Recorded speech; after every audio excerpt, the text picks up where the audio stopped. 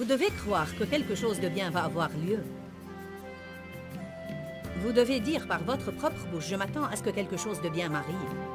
Je ne m'attends plus à avoir des choses pareilles à ce que j'ai. Je m'attends à être libéré. Je m'attends à ce que quelque chose de bien m'arrive. Restez avec nous dans Jouissez de votre vie.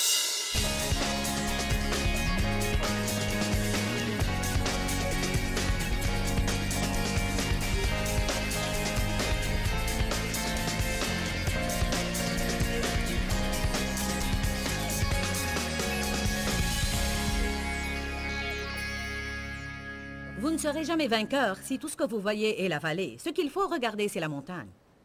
L'Éternel Dieu est ma force. Il est mon courage personnel.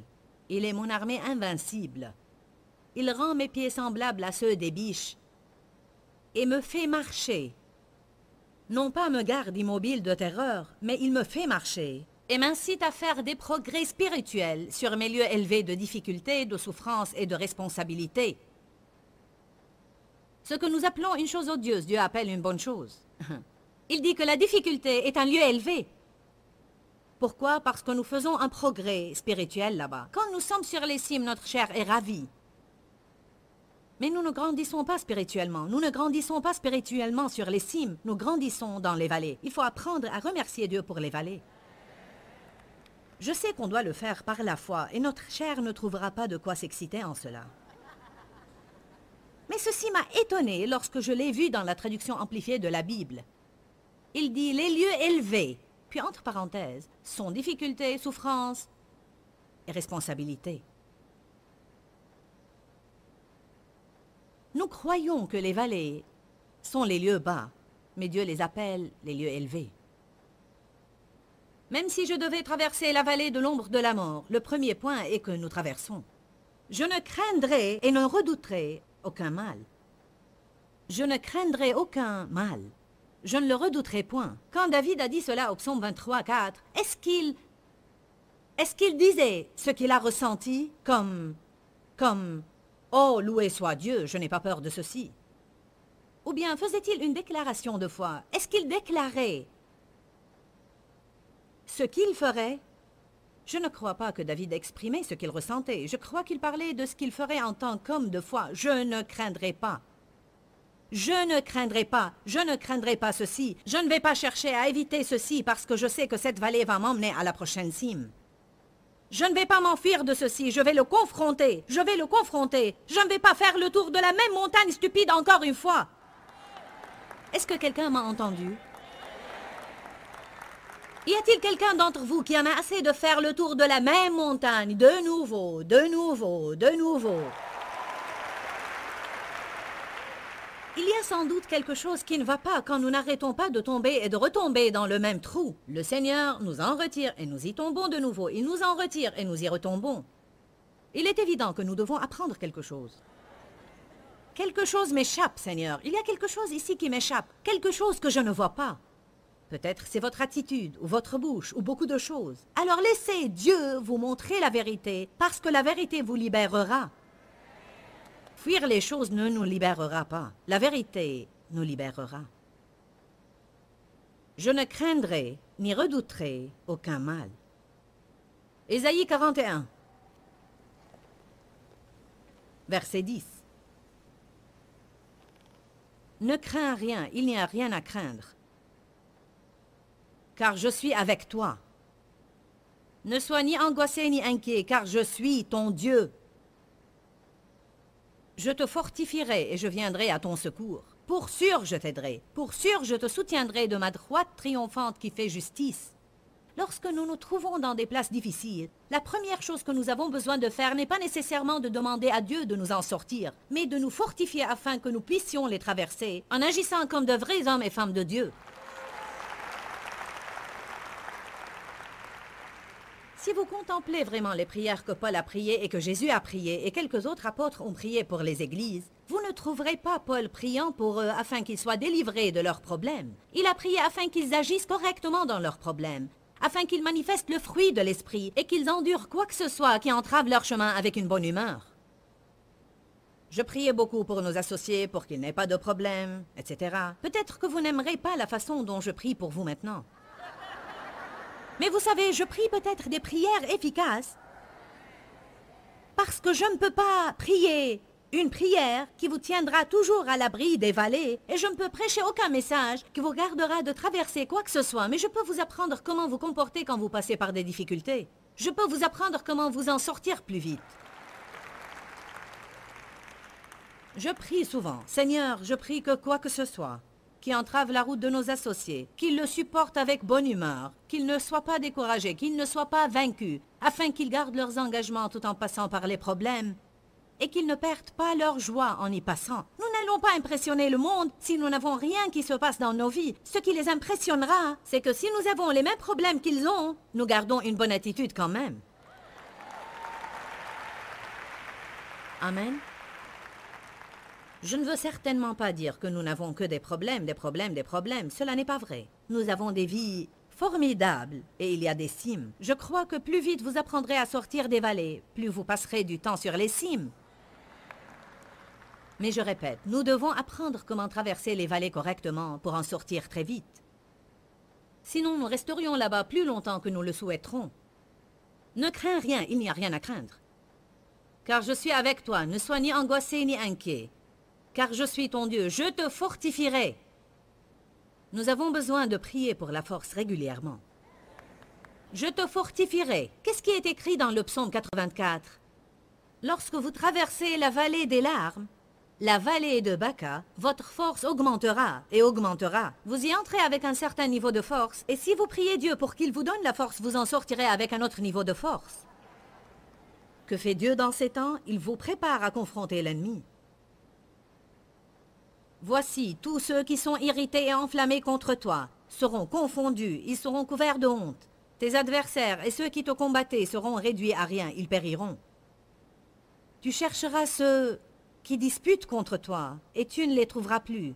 Ceux qui te faisaient guerre, ils seront tous anéantis, réduits à rien. Ce ne sont pas de bonnes promesses? Est-ce que quelqu'un vous cherche querelle maintenant? Quelqu'un dit du mal de vous? Quelqu'un vous juge? Quelqu'un vous critique? Quelqu'un se moque de vous à cause de votre foi? Allez, vous devez saisir ceci. Tous ceux qui sont irrités et enflammés contre toi seront confondus, ils seront couverts de honte. Ceux qui disputent contre toi seront réduits et anéantis, réduits à rien. Tu chercheras ceux qui te combattaient et qui luttaient contre toi, mais tu ne les retrouveras plus. Tu chercheras ceux qui te faisaient la guerre, mais ils seront comme rien du tout. Dieu est notre défenseur, et il mettra en déroute nos ennemis si nous nous tenons fermes dans la vallée.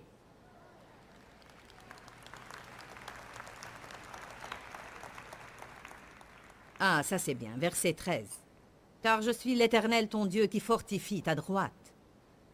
Ouh! Je suis le Seigneur qui te dit ne crains rien. Je t'aiderai, j'aime bien le verset 14. Ne crains rien, vermisseau de Jacob. Même quand nous ne sommes que des vers, Dieu nous aide. Un vers est le plus bas des plus bas. Je t'aiderai, dit le Seigneur. Verset 15. Vous ne devez pas rater ça. Voici, je fais de toi un traîneau de battage tout neuf et pointu. Qu'est-ce qui se passe dans la vallée? Dieu fait de vous d'autres hommes ou femmes. Il vous transforme d'un homme négatif, pleurnicheur, murmurant, faible, mauviette et lâche. Bleh.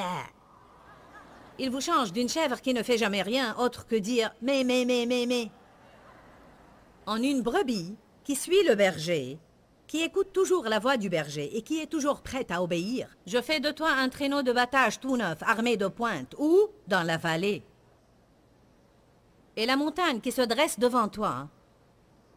Ceci parle du sens figuré des montagnes. Les montagnes représentant les problèmes. Tu écraseras les montagnes avec ces nouvelles pointes que tu as. Et tu mettras en déroute les problèmes dans ta vie. Mais où tu peux faire ça? Dans la vallée. Amen. Allez à Ésaïe 43.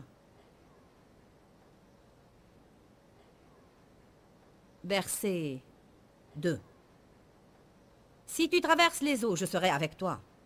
Les fleuves ne te submergeront point. Si tu marches à travers le feu, tu ne souffriras pas et la flamme ne te brûlera pas.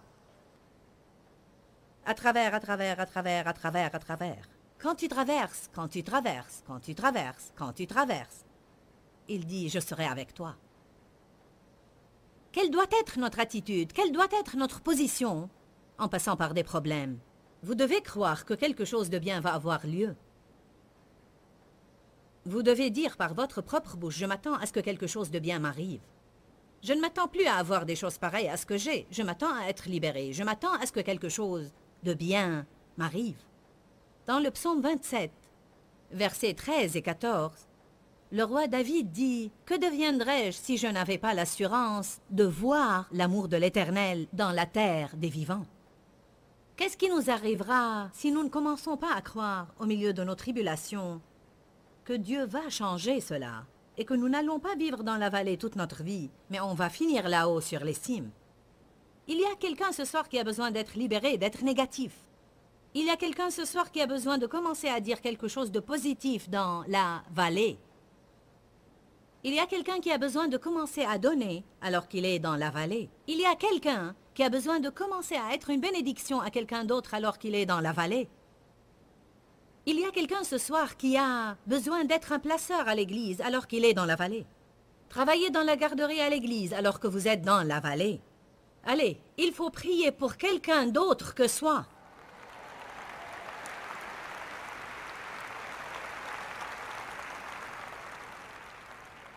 Qu'est-ce qui me serait arrivé si j'avais gardé cette attitude négative et jamais cru pour quelque chose de bien? Ce que Dieu nous demande de donner ou de sacrifier, il nous donne toujours en retour plusieurs fois plus, si nous le donnons avec une bonne attitude. Si vous avez subi une certaine perte dans votre vie, si vous avez perdu un boulot ou bien un bien-aimé, ou vous avez perdu un peu d'argent, ou bien on vous a ôté quelque chose, vous pouvez avoir une de ces deux attitudes. Vous pouvez avoir cette attitude « J'ai été volé ». Ce n'est pas juste, ce n'est pas équitable. On m'a marché sur les pieds, on m'a abusé, et j'en ai assez de tout cela. Je ne sais pas pourquoi Dieu ne me protège pas. Je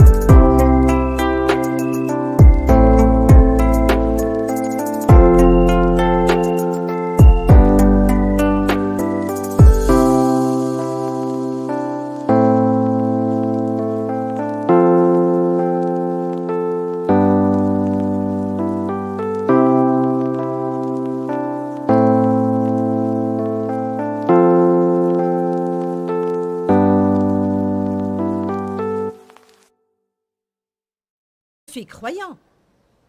Vous pouvez avoir une attitude pareille. Ou bien vous pouvez faire ce que Dieu m'a appris à faire une fois quand je sentais comme si j'avais été volé. Vous pouvez apprendre à considérer tout ce que Satan vous a volé et vous pouvez dire « Je ne vais pas laisser le diable le voler, je vais le donner comme une graine à Dieu. »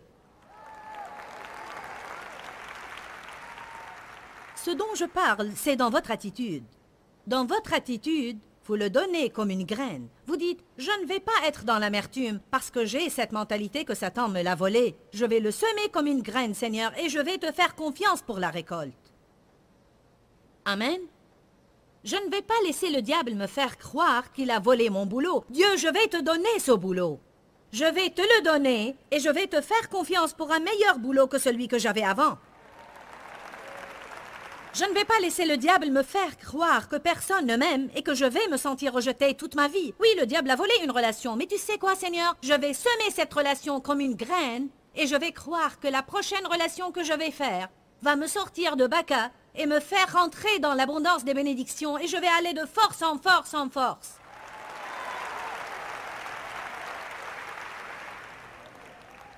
Oui, un de mes amis m'a trahi.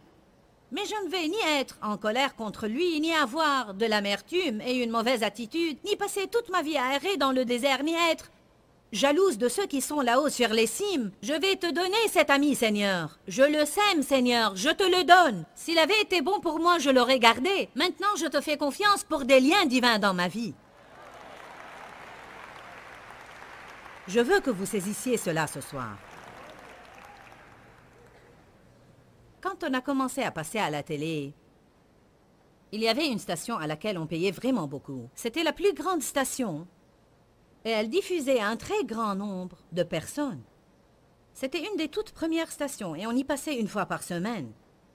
On payait nos factures diligemment et Dieu nous avait aidés à acheter un temps sur la station et on avait assez d'argent qui rentrait pour payer pour cette station, en plus de l'argent pour gérer le ministère. Beaucoup de gens recevaient de l'aide. Nous avions un contrat.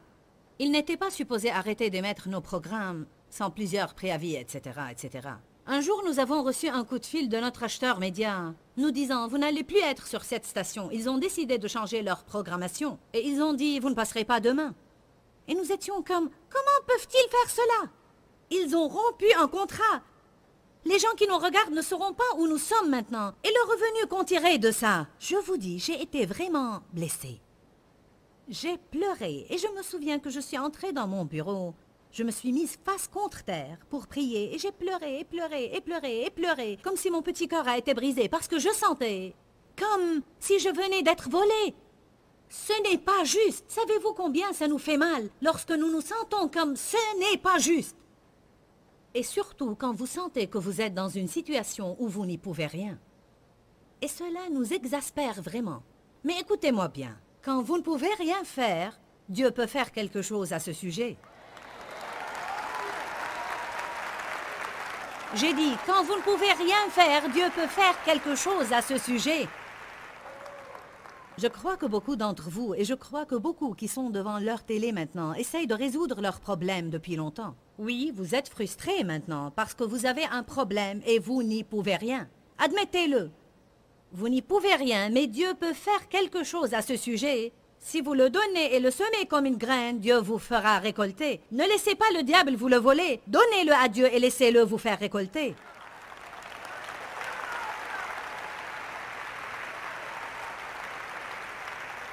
J'étais à l'église le dimanche après que ce problème ait eu lieu le lundi. Et le pasteur parlait à propos d'offrir et de donner. J'étais toujours en colère. Le diable vous vole tout ce que vous avez entre les mains. Et Dieu m'a dit, arrête ça. Si tu le sèmes comme une graine, je te ferai récolter. J'ai non seulement donné mes offrandes financières ce jour, mais quand on m'a approché le panier, j'y ai mis cette station de télévision par la foi. Vous pouvez mettre une personne dans le panier des offrandes. Allons maintenant. Vous pouvez mettre une injustice dans le panier des offrandes. Et vous pouvez dire, je ne vais plus avoir cette attitude, je ne vais pas être rempli d'amertume, je ne vais pas être rempli de rancune. Diable, je ne vais pas te laisser me voler. Quand on m'a approché le panier des offrandes, j'ai dit, je mets cette station de télévision dans ce panier d'offrandes, Seigneur, je te la donne. Je la sème comme une graine et je te fais confiance maintenant pour une récolte dans ce domaine. Bon, 1 an plus tard, nous avons reçu un coup de fil de cette station qui m'avait laissé tomber un lundi et n'a pas émis mon programme le mardi. On émettait nos programmes 1 fois par semaine les mardis, mais ils nous ont dit lundi, vous n'allez pas passer demain. Et ils nous ont non seulement demandé de reprendre nos programmes, mais ils ont dit, nous voulons que vous passiez 5 jours par semaine. Alors, le diable a pris un jour et le Seigneur m'a rendu 5 jours. Amen. Maintenant, je suis sur 350 stations de télé, diffusant aux 2 tiers du monde, et plus de 2,1 milliards de personnes à travers le monde me regardent tous les jours. Dieu sait comment vous faire récolter dans votre vie. Amen. Alléluia.